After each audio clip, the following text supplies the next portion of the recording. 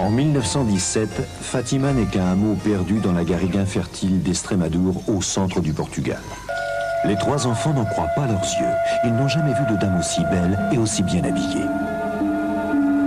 Approchez, n'ayez pas peur, je viens du ciel. Je suis venue vous demander de venir ici, le 13 de chaque mois, pendant 6 mois. Plus tard, je vous dirai qui je suis et ce que je veux. La première apparition de Fatima, en fait, ce n'était pas la Vierge qui est apparue, c'est Saint Michel. Très important. C'est l'archange Saint-Michel qui est apparu aux enfants. J'avais même vu une interview, je crois que c'est un réalisateur français qui avait interviewé Sœur Lucie il y a à peu près une vingtaine d'années ou une trentaine d'années. Et elle lui a expliqué que Saint-Michel leur avait fait un miracle, mais que eux, enfin les enfants, comme ils étaient vraiment très très jeunes, ils ont vraiment cru à un tour de magie. Et lorsqu'ils ont vu l'hostie, etc., ils ont éclaté de rire parce que c'était drôle. C'était comme être au cirque. C'est très intéressant d'ailleurs de cette approche de l'enfance face aux anges et à la Vierge. Et c'est ce qui m'a porté à écrire sur les apparitions de Fatima. C'est d'abord parce que je l'avais déjà abordé dans Enquête sur l'existence des anges gardiens, ça c'est très important. Notamment, je pense à un chapitre qui s'appelle Des anges et des incorruptibles. Ce sont des corps de gens qui ont vu les anges, d'accord, et qu'on a retrouvé incorruptible, ce qui est le cas, de la petite Jacinta. J'en ai parlé justement dans une vidéo de présentation d'un autre livre qui s'appelle Les photos de miracles de Fatima. D'ailleurs, on voit la photo de Jacinta. Elle est également dans Les Anges Gardiens. Donc il y avait déjà une liaison, il y avait une sorte de préparation. Et ce qui est intéressant, c'est que à l'époque, je ne pensais pas à écrire un livre sur Notre-Dame de l'Apocalypse. Je pensais écrire un livre sur le climat, parce que j'en ai souvent parlé, parce que c'est un sujet qui m'intéressait au début, quand j'ai démarré en tant que jeune journaliste. J'avais passé ma vie à découper en fait tous les articles, notamment je pense à un en particulier, du Figaro, où il disait « Il n'y a pas de dérèglement du climat ». C'était la une du Figaro en 1984 ou 85. Pour ça, alors que quand vous discutiez avec des gens avec un jardin, avec des paysans, des agriculteurs, etc., ils vous disaient que eux sentaient déjà une modification du climat. Et il y avait un autre livre qui m'avait prodigieusement marqué, justement, c'est la mort des fleuves, la mort des rivières. J'en parle dans celui-ci. C'est un journaliste anglais qui s'est intéressé justement à la modification de l'intégralité des grandes rivières, je pense notamment au Rio Grande, au Rhin, au Danube, etc., qui, au fur et à mesure que le temps passe, ou à l'Amazone, il y a de moins en moins d'eau qui parcourt. On a même vu le Danube, je crois que c'était il y a 4 ans ou 5 ans, être totalement asséché. Littéralement, il n'y avait plus qu'un filet au milieu. C'était pour les habitants, c'était du jamais vu. Et plus j'avançais en fait dans mon histoire de dérèglement du climat, et mes recherches m'orientaient en fait sur le Soleil. Quel est le fonctionnement du Soleil? D'où vient sa puissance? Et quelles conséquences ces mécanismes internes peuvent-ils avoir sur la Terre, située à 150 millions de kilomètres de distance? La tempête solaire est associée à 2 phénomènes potentiellement nuisibles. L'éruption solaire, qui libère une bouffée de rayons X capable d'atteindre la Terre en quelques minutes, et bien plus inquiétant, l'éjection de masse coronale, ou CME, qui nous parvient quelques jours plus tard. Ensemble, ces 2 phénomènes peuvent agir tel un tsunami cosmique, déclenchant une bouffée de rayons et entraînant une pointe de courant de plusieurs billions de watts capable de faire tomber le réseau électrique. Et c'est en découvrant en fait que, j'en parle dans le chapitre 2 du réchauffement du Soleil, c'est-à-dire qu'en fait il n'y a pas que le réchauffement de la planète à laquelle on assiste, on assiste également à l'intégralité du réchauffement du système solaire. C'est vraiment très important. Et au passage, j'ai découvert par ricochet, en me demandant mais pourquoi le Vatican cache ce fameux secret qu'il devait révéler, qu'il devait être ouvert à la demande de Lucia, qui devait être ouvert et qui ne l'a jamais été. Et en fait, en travaillant sur l'intégralité du bras droit du pape Jean XXIII, l'ancien prêtre Malachi Martin, on a vu qu'ils étaient 3 ou 4, si mes souvenirs sont bons, donc ils ont ouvert l'enveloppe, la fameuse enveloppe. Il y avait un évêque portugais qui était là, qui a servi de traducteur à Jean XXIII et à Malachi Martin. Quand ils ont lu le texte, le pape Jean XXIII a dit « bon, ça, on va pas le publier, hein, c'est pas possible, donc vous refermez, on oublie. Hein, » voilà. Alors que le monde entier attendait la révélation du texte qui devait être fait dans les années 60. On a une photo ici qui est absolument géniale. C'est l'évêque José Alves Correa da Silva. Donc c'est présenté en 1947. Hein, ça avait fait sensation cette affaire. Hein. 1947, donc 2 ans après la fin de la Seconde Guerre mondiale, qui présentait sur un coussin, avec des petits pompons et tout, enfin vraiment la grande cérémonie, comme vous pouvez le constater, la fameuse enveloppe, qui devait être... donc tout le monde l'attendait, et du jour au lendemain, boum, ça a été enterré. Et alors ici, vous avez le communiqué de presse de l'agence italienne, ATI, donc c'est en 1960, je vous lis, hein, le 3e secret de Fatima ne sera pas publié, l'Église reconnaît l'apparition de la Vierge à Fatima, mais elle ne souhaite pas prendre la responsabilité de garantir la véracité des mots que les 3 pastoraux disent avoir entendus de la Vierge. Voilà. J'étais resté là-dessus, et en me repenchant en fait sur les apparitions de Fatima, le grand miracle de Fatima, c'est quoi, hein? C'est quand même 70 000 personnes réunies sur un champ, avec quelque chose d'unique dans l'histoire de l'humanité, une déesse, hein, la Vierge est une déesse à sa façon, une déesse qui convoque l'humanité 3 mois à l'avance. C'est du jamais vu. Hein. Elle dit voilà, dans 3 mois, tel jour, telle heure, je vais faire un miracle. Et le miracle a eu lieu. Il y a des éléments constatables scientifiquement. On a vu des fumées, on a vu l'éclair qui précédait toujours et le coup de tonnerre alors qu'il n'y avait pas d'orage. Tout ça, ça a été vu, hein, et entendu. Et puis, d'autre part, que les enfants n'aient jamais et toujours résisté, parce qu'on voulait, ils ont été soumis à des persécutions énormes, on voulait leur faire avouer qu'ils avaient menti. Eh bien, jamais ils n'ont calé. La Sainte Vierge l'a promis. Le 13 octobre, à la Cova d'Airia, elle fera un miracle que tous pourront voir. Les pèlerins et les curieux sont venus par dizaines de milliers. Comme à chaque fois, l'apparition est précédée d'un éclair. Comme les fois précédentes, Lucie s'adresse à la Vierge et lui demande « Que voulez-vous de moi ?» Je ne te demanderai plus rien.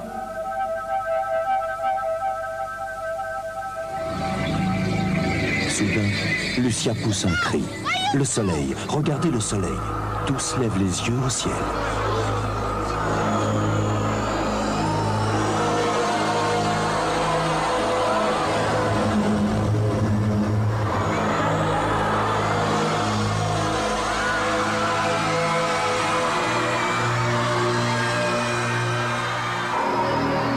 Le soleil a dansé, tous l'ont vu. Par 3 fois, l'astre du jour s'est mis à tourner comme une roue de feu. Puis, devenant rouge sang, il a paru se détacher du ciel, tombant sur la foule pétrifiée. Tous, croyants et athées, ont cru leur dernière heure arrivée. Le miracle a eu lieu. Les gens étaient totalement effrayés, on le voit sur les photos qui ont été faites par le journal laïque ou communiste, je ne me souviens plus, El Seculo, du soleil qui tombait sur eux, enfin du soleil qui quittait sa course. C'est très intéressant.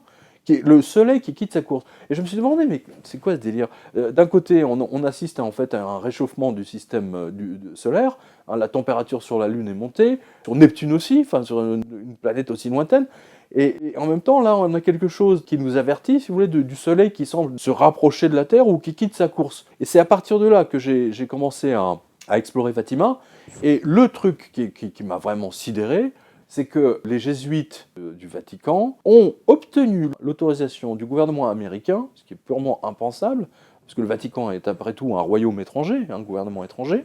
Ils ont obtenu l'autorisation d'acheter un bout de terre sur la terre sacrée des Indiens, où ils ont fait construire un observatoire pour surveiller le ciel. Je dis, mais attends, c'est quoi ce délire? D'un côté, la Vierge montre le soleil qui quitte sa course, ou qui semble se rapprocher, enfin il y a une catastrophe, il y a un problème. Nous cherchons dans l'astronomie exactement la même chose que nos collègues laïcs, comprendre comment fonctionne l'univers, quelle a été son origine. Mais nous sommes l'observatoire du pape, nous sommes ici pour servir le pape, l'Église et nos collègues. Certains travaux de l'observatoire ont d'ailleurs été reconnus par la communauté scientifique, comme l'existence du rayon vert, cette fugace couleur verte que prend le soleil lorsqu'il se couche dans la mer par ciel dégagé. La possibilité d'une vie extraterrestre est également étudiée, mais aucune réponse allant dans ce sens n'a pour le moment été trouvée par l'Église.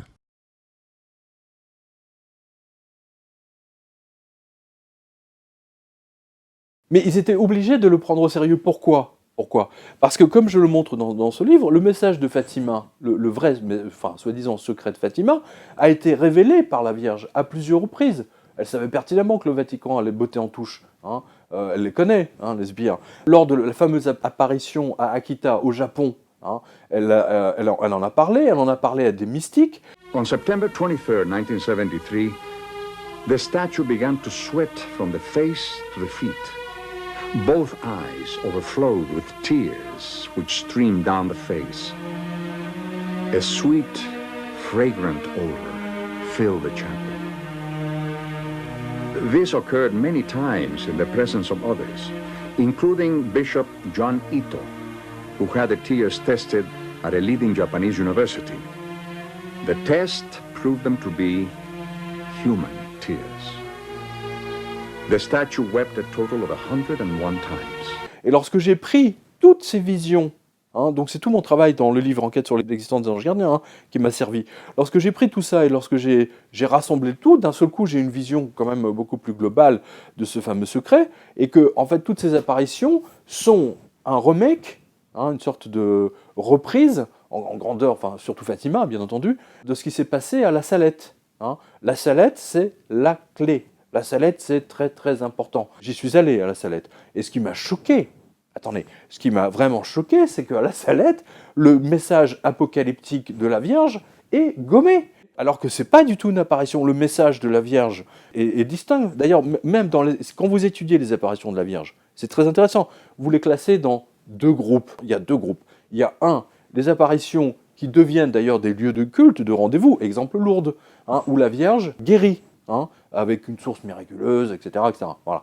Et vous avez d'autres apparitions, exemple Fatima, exemple La Salette, exemple Akita, où vous avez un message qui est donné à l'humanité pour le futur. 愛する私の娘よ、これから私が話そうとすることをよく聞きなさい。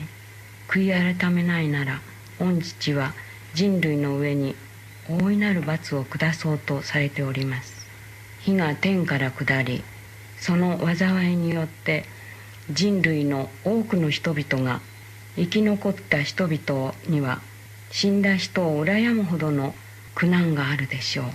悪魔は教会の中まで入り込み、カルジナルはカルジナルに、司教は司教に対立するでしょう。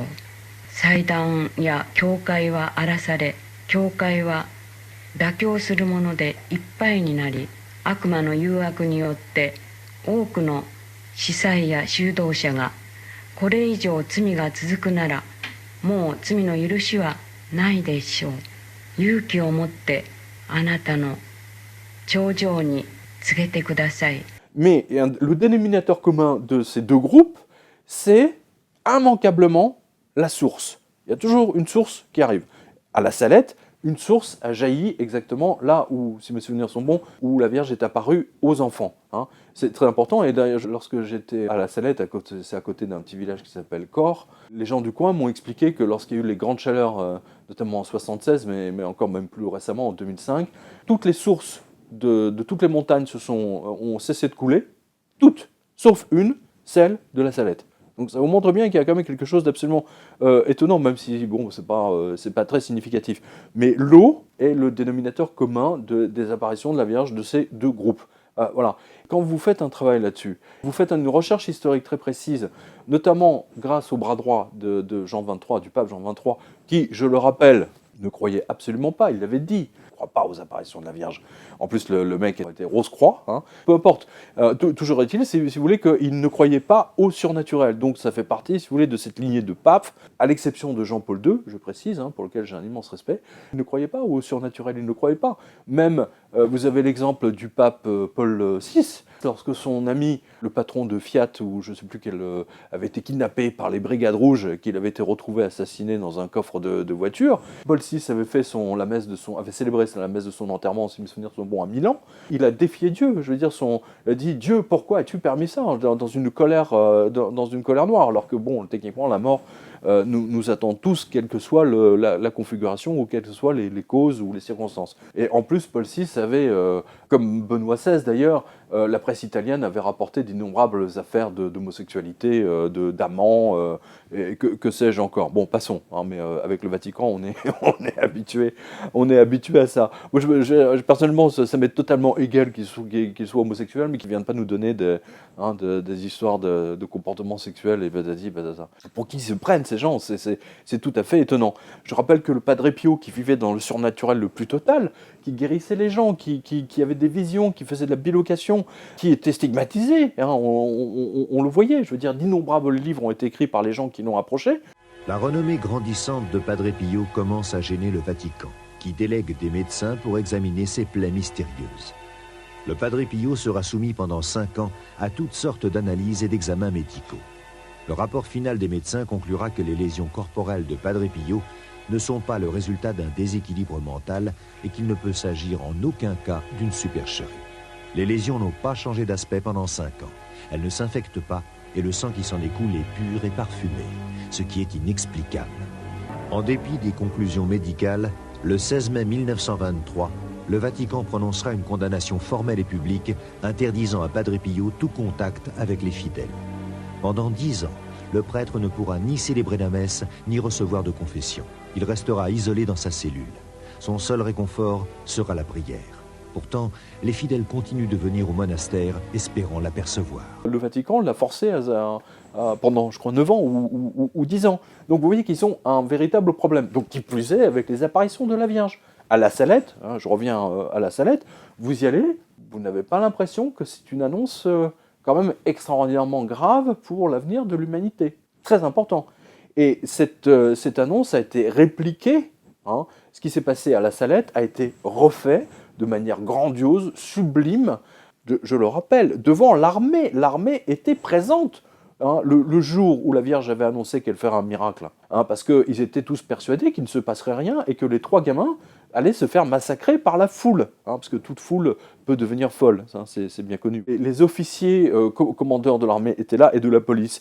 Tout le monde était là, sans parler des journalistes et des photographes. Les journalistes qui ont envoyé leurs papiers, qui ont télégraphié ou téléphoné leurs papiers à leur rédaction, leur papier n'est pas passé parce que les rédacteurs en chef ont estimé que les mecs ont déliré, hein, racontant le miracle de la Vierge. Seul le papier du journal El Século, hein, on l'a ici dans le livre, est passé.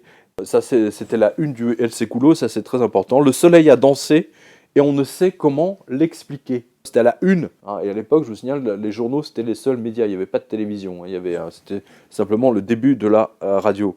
Il y a eu plusieurs films, c'est pas par hasard non plus que Hollywood a fait plusieurs films, il y a eu 2 films réalisés par Hollywood sur Fatima. D'innombrables interviews ont été faites dans les années 50-60 avec les survivants, les Portugais qui ont vu le miracle du soleil, et je rappelle qu'il a été vu, les distances je le donne de tête, je crois que ça a été vu à 60 km autour de Fatima. Donc quelque chose d'énorme s'était passé ce jour-là. Et non, ce n'était pas un ovni. Non, hein, voilà.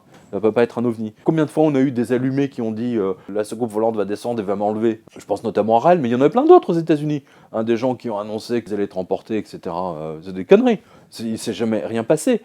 Fatima, il s'est passé quelque chose. Le rendez-vous a été donné 3 mois avant. C'est la raison pour laquelle il y avait 70 000 personnes qui étaient là. Et à l'époque, je vous le signale, il y avait quand même, chose impensable aujourd'hui, il y avait une distinction très précise sociale entre les gens. Il y avait les gens de basse classe, il y avait les gens de moyenne classe, il y avait la bourgeoisie et les nobles. Hein. C'est très très important. Et les journalistes, moi j'ai lu les papiers du El Século, ce qu'il dit, ce qui l'a fasciné, c'est pas tant d'ailleurs le miracle, c'est ça qui est marrant, c'est que les bourgeois et les nobles se sont mélangés avec la plèbe et les manants dans les bus qui allaient vers Fatima. Il n'en revenait pas.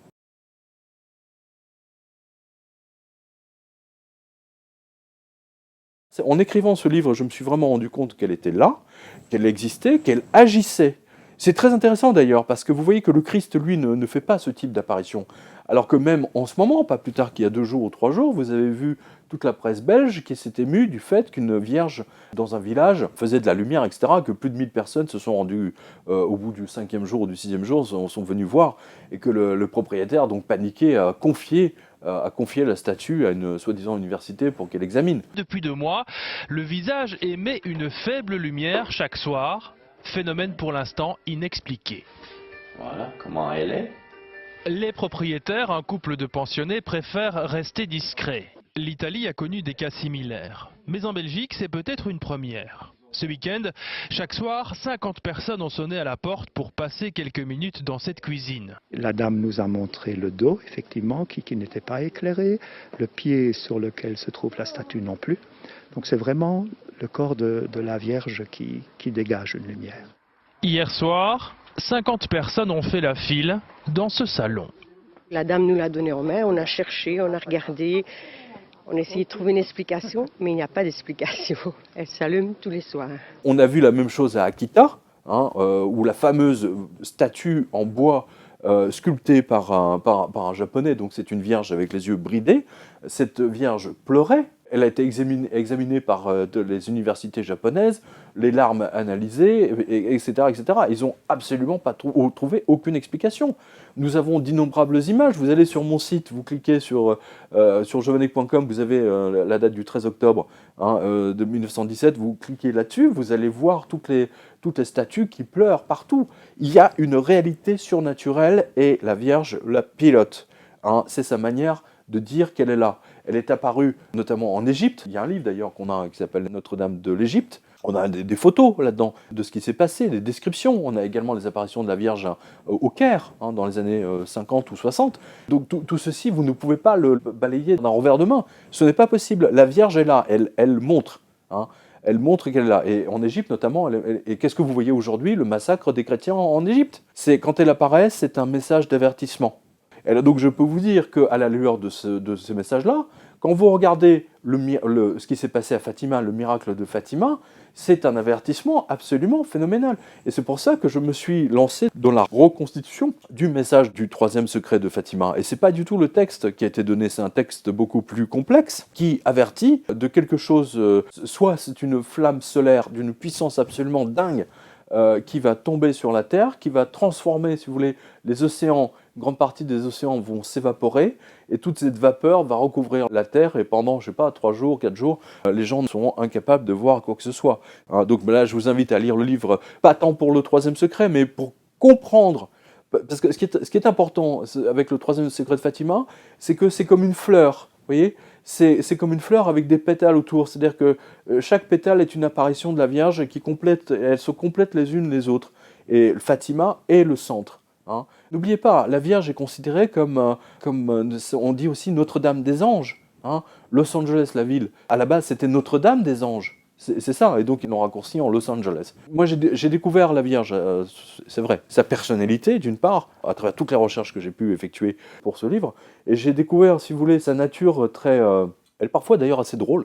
Vous savez qu'à Garabandal, par exemple, sa voix a été enregistrée. Pendant les extases, les fillettes priaient différemment de leur façon habituelle. Écoutons un enregistrement original de 2 d'entre elles, récitant tout en marchant les yeux fixés sur leur vision, le « Je vous salue Marie ».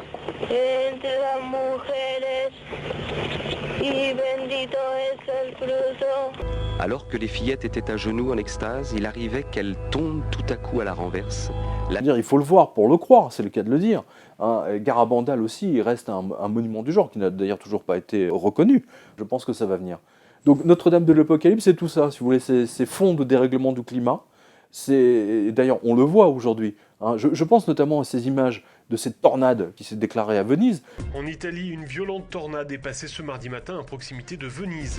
Pas de victimes à déplorer, mais d'importants dégâts matériels, des arbres arrachés, des toits endommagés. C'est la petite île de Sainte-Hélène qui a été le plus touchée par cette tornade qui a traversé le lagon.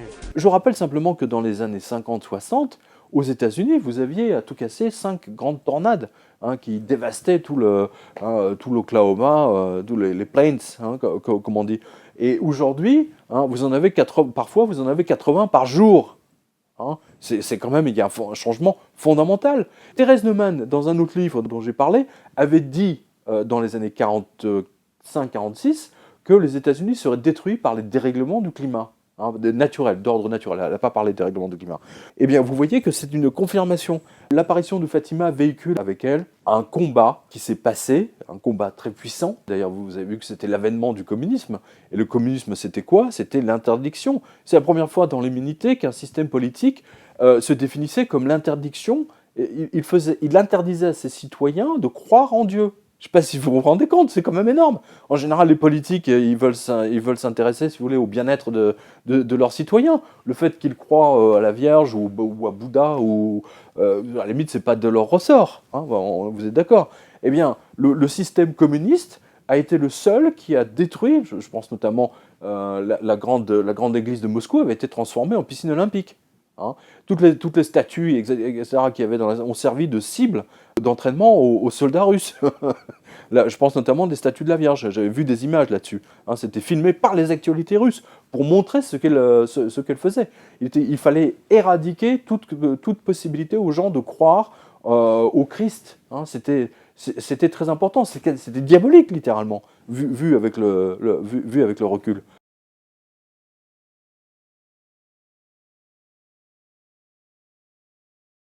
Bien sûr c'est évident, je veux dire, ce que la Vierge a montré avec son miracle à Fatima, c'est exactement ce que Immanuel Velikovsky décrit, enfin c'est pas lui qui le décrit, hein, c'est tous les témoignages antiques qui décrivent un problème avec le soleil. Je vous signale que les Grecs, hein, ils ont Phaéton, hein, ils disent bien que le Phaéton c'est quoi? C'est le fils du soleil, il a voulu piloter le soleil et il a perdu le contrôle, et il en est mort. Hein, c'est quoi cette histoire? C'est une histoire à leur façon de nous dire que le soleil peut quitter sa course. Alors, c'est forcément pas le soleil qui quitte sa course, mais effectivement, vu sous cet angle-là, la paléontologie nous montre entre autres que cela s'est déjà passé à plusieurs reprises. Hein. Pour ceux que ça intéresse, regardez la vidéo de présentation de Monde en collision. Hein. Mais c'est exactement ce que dit la Vierge. Et elle le dit d'ailleurs ailleurs. Hein, même à des mystiques, j'ai retrouvé des mystiques italiennes, j'ai retrouvé une mystique croate, j'ai même retrouvé une mystique française contemporaine, hein, qui est dans le livre, hein, où elle explique, elle va beaucoup plus loin que ce qu'elle a dit à Fatima. C'est très très important, c'est très très important. La Vierge est quelqu'un de très attachant, véritablement. C'est pour ça d'ailleurs j'ai mis une chemise avec des petits cœurs, hein, voilà. Tout à l'heure on disait que les églises étaient vides, mais quelles sont les églises qui sont rempli à ras-bord tous les jours? Il n'y en a pas 150. Hein. À Paris, vous avez la rue du Bac. Hein. La fameuse apparition, hein, à celle on va appeler Catherine Labourrée, hein, Sainte Catherine Labourrée, dont on a retrouvé le corps incorruptible. Les médecins, les commissaires de police, les préfets et les corps constitués francs-maçons, etc., quand ils ont ouvert le cercueil de Madame Labourrée, ils ont vu un corps incorruptible. D'ailleurs, son corps est exposé dans la chapelle rue du Bac. Les gens ne se réalisent pas qu'il y a un autre miracle sous leurs yeux. Et là aussi, chez Catherine, c'est un ange qui est venu la chercher. Hein, c'est très important. Quand il y a la Vierge, en général, les anges ne sont pas loin. Ou alors, c'est les anges qui préparent une apparition de la Vierge. C'est une constante. Hein, c'est une véritable constante. Et là-dedans, il y a même un texte très important sur ce qui va se passer. Hein, par exemple, vous avez un message de Saint Michel, c'est très intéressant. Il est temps, le soleil s'obscurcit, la foi seule vivra. Voici le temps, l'abîme s'ouvre, voici le roi des rois des ténèbres, voici la bête avec ses sujets, se disant le sauveur du monde. Il s'élèvera avec orgueil dans les airs pour aller jusqu'au ciel, il sera étouffé par le souffle divin de Saint Michel Archange. Enfin bon bref, vous avez la vengeance de la nature est omniprésente. La nature demande vengeance, la vengeance de la nature est omniprésente. La nature demande vengeance pour les hommes. Elle frémit d'épouvante dans l'attente de ce qui doit arriver à la terre souillée de crimes. Tremblez, terre, et vous qui faites profession de servir Jésus-Christ et qui au-dedans vous adorez vous-même, tremblez car Dieu va vous livrer à son ennemi, parce que les lieux saints sont dans la corruption. Beaucoup de couvents ne sont plus les maisons de Dieu, mais les pâturages d'Asmodée et des siens. Ça, c'est le message de la Vierge à la petite Mélanie. Hein, enfin, ça a été réécrit forcément par les curés de l'époque. Hein, mais que beaucoup de couvents ne sont plus que des pâturages d'Asmodée. Asmodée était un démon, je précise, c'était un ange, mais un démon, hein, spécialisé dans les partouzes. Hein. Donc, que dit la Vierge à sa façon? Hein, c'est que les couvents sont devenus des lieux de partouze. Les innombrables cas où on a entendu des vertes et des pas mûres, notamment aux États-Unis, dans les séminaires. Bon, on vous épargne ça, c'est assez drôle, mais vous voyez que c'était déjà présent. Hein, voilà. Donc la salette est très importante. Ici, vous avez le miracle répété. Hein, et d'ailleurs, moi j'ai les images, le film, parce que le film a été gardé. Je rappelle, c'était des pellicules pour les jeunes générations qui nous regardent. Je vous signale qu'à l'époque, le numérique n'existait pas, qu'on avait des pellicules. Et donc, sur cette pellicule, Saint Michel à Garabandal avait annoncé à l'avance qu'il ferait un miracle. Remake de Fatima. C'est rare ça, qu'ils annoncent à l'avance. Et il a fait apparaître une hostie sur sa langue. C'est-à-dire que vous aviez la scène, c'est-à-dire la petite était à genoux en prière, et à un moment donné, sa bouche s'est ouverte, et tous les mecs autour d'elle, tous les photographes, tous les gens, ils ont tous déclenché, et on a les photos. C'est-à-dire d'abord on voit rien, puis d'un seul coup, pof, l'hostie apparaît. Voilà. Ici, là, vous avez quelque chose de très intéressant. C'est-à-dire qu'on voit bien que le message de Fatima hante la conscience collective. Pour la seule bonne raison, c'est que j'ai recensé ici, parce que j'ai travaillé dans plusieurs bibliothèques nationales, vous avez par exemple Mysterien der Geschichte, c'est une émission allemande sur Fatima, la télévision mexicaine Los Secretos de Fatima, la télévision australienne, la télévision américaine, alors on a fait des tartines, la télévision belge, la télévision même française, la télévision italienne évidemment, avec Enumia, et la télévision espagnole. Alors évidemment que les Portugais en ont fait beaucoup. Et vraiment très vaste, vous avez le message de Fatima dedans, mais c'est pas ce message-là qui est important, il est même, bien sûr qu'il est important. Ce qui est important, si vous voulez, c'est les mécanismes, et c'est toutes les apparitions avant et après qui confirment ce message. Et c'est pour ça que je vous dis, un homme averti en vaut 2 et une femme avertie en vaut 3, voire plus. C'est très important. Et je remercie tous les lecteurs et lectrices qui ont lu ce livre, parce qu'il est sorti déjà, il est écrit en 2007, mais en fait c'est même plus ancien que ça, puisque c'est beaucoup de documentation sur le dérèglement du climat. Donc lisez-le, c'est très important, parce que ça aussi, c'est un livre qui vous met en contact avec le surnaturel, et surtout qui vous met en contact avec la Vierge. Si vous doutez de son existence, si vous doutez du fait qu'elle puisse faire des miracles, si vous doutez de la puissance du rosaire, enfin de la prière du rosaire, lisez-le, et je peux vous garantir que vous allez repartir à bloc. Voilà, je vous remercie pour votre attention, et je vous remets tous et toutes entre les mains de Notre-Dame de l'Apocalypse, qui, contrairement à son nom, est vraiment quelqu'un d'adorable. Merci à vous, et rendez-vous sur le site du Jardin des Livres.